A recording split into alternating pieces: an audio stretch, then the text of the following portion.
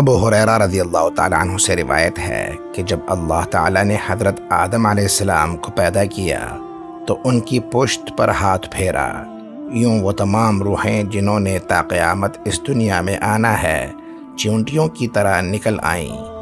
پھر ان کی پیشانیوں پر نور کی چمک رکھی، پھر انہیں آدم علیہ السلام کے سامنے پیش کیا تو آدم علیہ السلام نے پوچھا، یا پروردگار یہ کون ہیں؟ فرمایا، یہ تیری اولاد ہے۔ ان میں سے ایک شخص کی پیشانی کو پرنور دیکھ کر حضرت آدم علیہ السلام متعجب ہوئے اور پوچھا، اے رب یہ کون ہے؟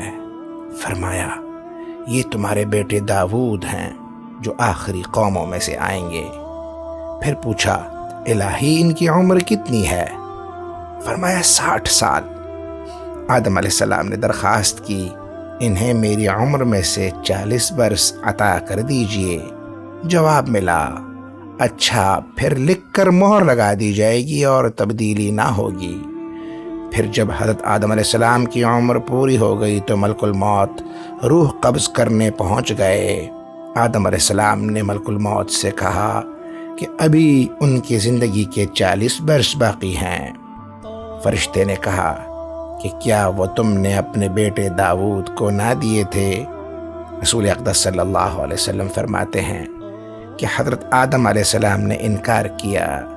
یہی وجہ ہے کہ بھول جانے کی عادت ان کی اولاد میں بھی پائی جاتی ہے، جیسا کہ آدم علیہ السلام اس وعدے کو بھول گئے تھے۔ اسی طرح آدم علیہ السلام سے غلطی ہو گئی تو آپ صلی اللہ علیہ وسلم کی اولاد میں بھی غلطی کی عادت ہے۔ یہ حدیث ترمذی شریف سے اخذ کی گئی ہے۔ اقول قولی واستغفر اللہ لی ولکم ولسائر المسلمین۔ ناظرین، ویڈیو اچھی لگی ہو تو چینل کو سبسکرائب کرنا یاد رکھیں، لائک کریں اور بیل آئیکن کو پریس کر دیں۔